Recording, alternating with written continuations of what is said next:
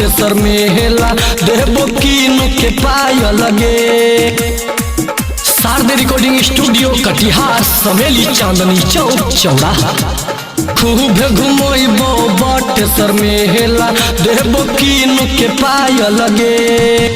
मिलैला है गरी बटेसर मेला देबो कीन के पाय लगे। मिलैला है गरी बटेसर मेला देबो कीन के पाय लगे। देबो कीन के पाय लगे। खूब घुमैबो बटेसर मेला देबो कीन के पाय लगे। खूब घुमैबो बटेसर देबो कीन के पाय लगे।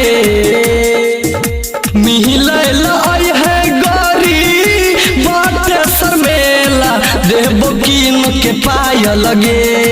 देबो कीन के पाय लगे। खूब घुमैबो बटेसर मेला देबो कीन के पाय लगे। खूब घुमैबो बटेसर देबो कीन के पाय लगे।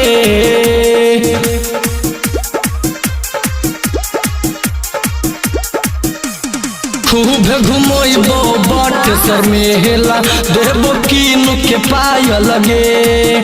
खूब घुमैबो बटेसर देबो कीन के पाय लगे। सखी सहेली के तू अइहे गोरी साथ में हमारा समिली जई है विक्रम शिला पर विक्रम शिला पर। सखी सहेली के तू अइहे गोरी साथ में हमारा समिली जई है विक्रम शिला पर। हथवा जोड़ा के रानी झूलबा जे झूलबा देबो कीन के झुमका गे। देबो कीन के झुमका गे। खूब घुमैबो बटेसर मेला देबो कीन के पाय लगे।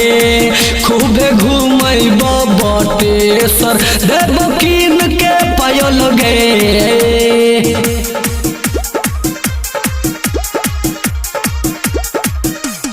खूब घुमैबो बटेसर मेला देबो कीन के पाय लगे। खूब घुमैबो बटेसर देबो कीन के पाय लगे। होटल ले जइबो खिलैबो चौमिन चाट गे। बार बार बोल भई त खिलैबो बड़का बैर गे। खिलैबो बड़का बैर गे। होटल ले जइबो खिलैबो चौमिन चाट गे। बार बार बोल भई त खिलैबो बड़का बैर गे। सहुरा बचंदन राज के घूमिल साथ देबो कीन के झुमका गे। देबो कीन के झुमका गे। खूब घुमैबो बटेसर मेला देबो कीन के पाय लगे।